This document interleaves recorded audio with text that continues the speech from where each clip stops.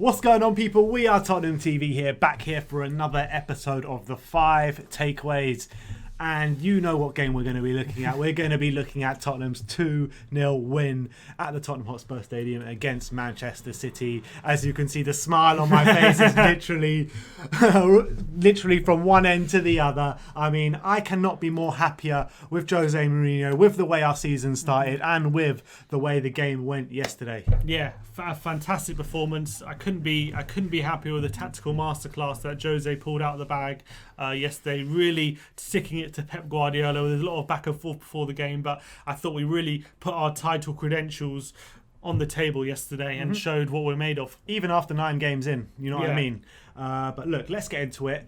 Let's get into the 5 takeaways. And takeaway number 1 is the clinical Spurs. Right, so obviously everyone can see yesterday that how clinical Spurs were in terms of taking the chances when that came to them. But here's it broken down into numbers. So City had 22 shots yesterday, but only one of their shots had a high XG of 0.38, and that was Diaz's effort right at the end with a header. So apart from that, the XG for their shots actually wasn't that high. For Spurs, though, they had 2 shots on target throughout the game. Both of them were, the first one had an XG of 0.29, and the second goal from Lascelles had an XG of 0.36. So even though we had less shots, the quality of our shots were a lot higher than Man City's, with literally the majority of Man City's shots having under 0.03 XG. So very low quality chances and very low chance of scoring. So it shows how clinical Spurs were when they actually went forward. And despite City, on the face of it,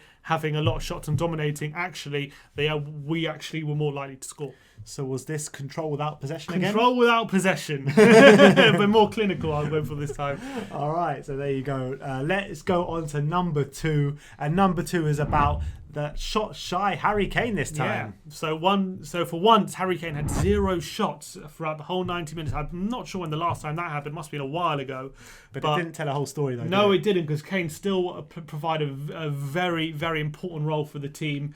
He had no shots, but he was the most fouled player on the pitch, which gave us a lot of respite when he was getting up the pitch and winning free kicks for the team. He had made the most passes in the final third out of anyone on the in the Spurs team, with 17, 10 more than anyone else for Harry Kane. And obviously he created 2 big chances, which is more than any other Spurs player as well. So what a vital role he played with the team. Even though he didn't have any shots, he still showed how impressive he was going the other way. You're forgetting about the vital role he played in the first goal as well. Yeah, completely drawing the 2 centre-backs, drawing their attention, Son running in behind, and Harry Kane drawing defenders and Son exploiting the space. And also, out of all the players in tackles, he made 2 tackles, which was like 5th on the pitch. Wow. More than a lot of defenders and more than most midfielders. So it really did stick a foot in as well, helping out the defence. So really as he always does. Yep. Let's move on to number 3, and number 3 is that DIER and TOBY partnership. Yeah, we really saw yesterday. I'm tired,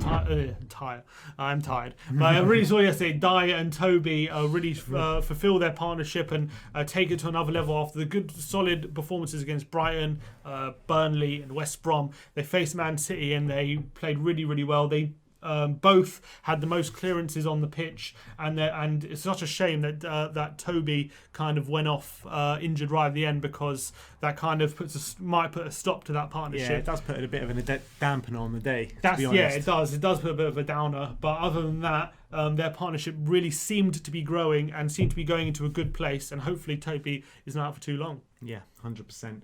Let's move on to number 4, and number 4 is aggressive Aurier. Yeah, Aurier put in an all-action display yesterday, not just defensively, but also he had the most touches of any Spurs player on the pitch. Really, is that right? Yeah, Aurier had the most touches, but if you look into the numbers, Aurier had the most duels. He had the most competed for. He had the most aerial duels competed for. He had the most tackles competed for as well, joint level with Højbjerg.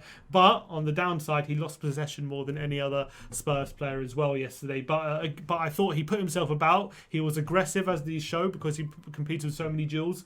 And I thought was a really all-action display by Serge. And he did his chances of starting regularly a good chance. He did him well yesterday. Although that stat, losing possession more than any other player on the park, is not too much to read into. I feel like, because when I'm collating the stats for every player ratings, I always see that whoever is playing at fullback, they always lose possession more than anyone on the pitch. Yeah, it's because they're putting crosses in and things like that. Exactly. But he only made one cross throughout the whole game. Spurs only made 2 crosses throughout the whole game. We didn't actually manage to put any crosses in.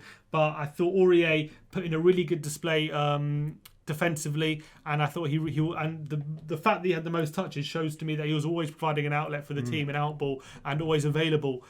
Maybe as opposed to maybe other players who were struggling to get away from their markers. Yeah.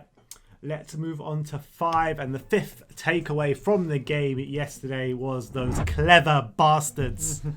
Spurs, yes. How Mourinho's always getting into them, how we need to be clever with our tackles. You got to be exactly. And we made 13 fouls yesterday, which is actually less than Man City, who made 19 fouls. Considering we were spending a lot of the time defending in a low block, you would have thought Spurs would make more fouls. We only made 13 fouls with only 2 bookings, and that says to me that we're getting a lot smarter with our defending. We're not giving away stupid free kicks like we were at the beginning of the season, or not as many anyway. And we're getting a lot cleverer with our fouls, fouling in better areas, not fouling in dangerous positions. And I think you could see that yesterday. All right, so there you have it. That is our 5 takeaways from our 2-0 win against Manchester City. Let me know in the comment section below if you agree. Let me know in the comment section below if you have any other takeaways. Like, subscribe and comment. And as always, come on you Spurs!